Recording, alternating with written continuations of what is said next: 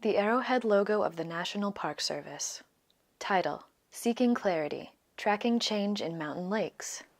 The calm surface of a lake reflects grassy banks, scattered pine trees, and a steep granite wall rising above.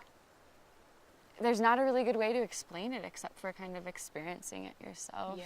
Talia Chirover and Roxanne Kessler, biological science There's technicians. so much. Yeah. We get to live out here.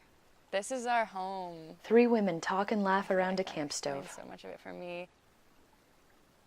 There's something very special in Brina Moxney and Megan about Mason, being able to carry everything that you are going to need physical on science your back. technicians. And just going out to these places, or going places where like Teddy Roosevelt went, and John Muir and Galen Clark, and I mean the list could go on and on, but that feeling of just really going back to the basics and just keeping it simple is just something that I also take home with me. Brina and Megan laugh while preparing food together at a A campsite. good friend of mine, I was reading her job description once, and she says, "That sounds terrible, but it sounds perfect for you."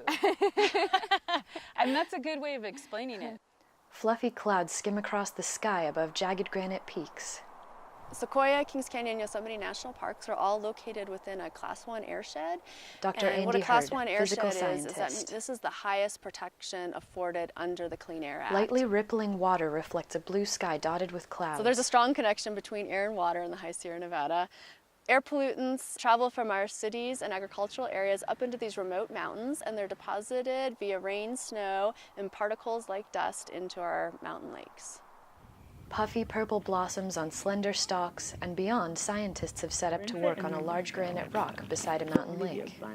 They pour water into filters, then carry a small yellow raft to the lake. Our job is really important because we're in California, and California has a lot of people, and we're dealing with water, and we're looking at lake water chemistry and seeing if there's changes to that. You know, the mountains that we're in, all these watersheds drain down towards the Central Valley, and they are the water supply for some of our farmers in the Central Valley. They are the water supply for, you know, folks in Southern California and the Bay Area alike. So even being able to monitor these changes on a small scale of, you know, a 10-year data set is super important. And I think that, you know, we'll be able to inform people about what's happening in the Sierra. At a campsite, a woman chops onions and zucchini. About half of the fruits, vegetables, and nuts that people eat in the U.S. come from the Central Valley right down there, California, and the water up here is very critical. What water starts here and exiting the Golden Gate. A lot of our monitoring is focused on picking up effects from air pollution and changes like a warming climate. And they're, in addition to having these threats, they're very sensitive to change. Sierra Nevada lakes are naturally very clear and blue because they don't have a lot of chemicals and nutrients in them, and there is life in them, but not a lot. As you get more algae growth in them, the lakes become less clear. So from an aesthetic point of view, we see a lot of changes.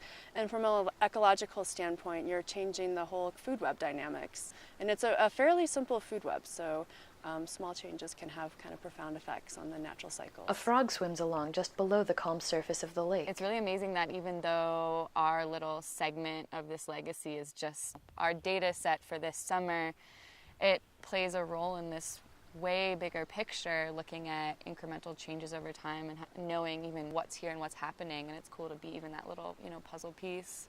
Roxanne sits on the shore writing in a notebook.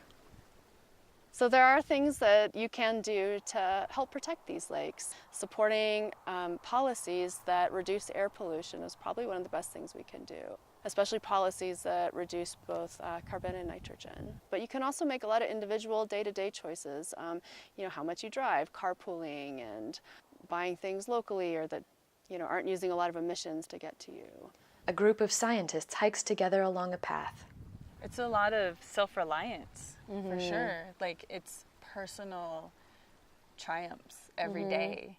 What you thought you weren't capable of doing, you now realize that you are capable of doing that and more. Two small lakes lie in a lush green valley. The most important thing that we hope to learn from this monitoring is how the lakes are changing over time. We want to understand the effects that air pollution and climate change are having on the lakes, but also how the policies that we've put in place to help protect them are working.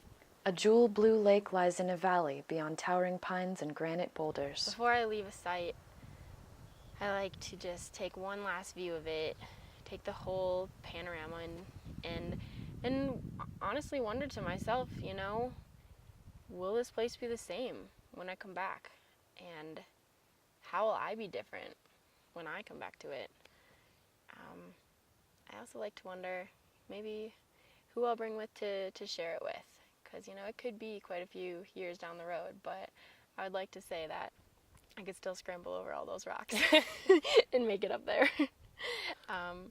Yeah, I do wonder that a lot. The dark surface of a lake at dusk, with ripples appearing here and there. Words appear.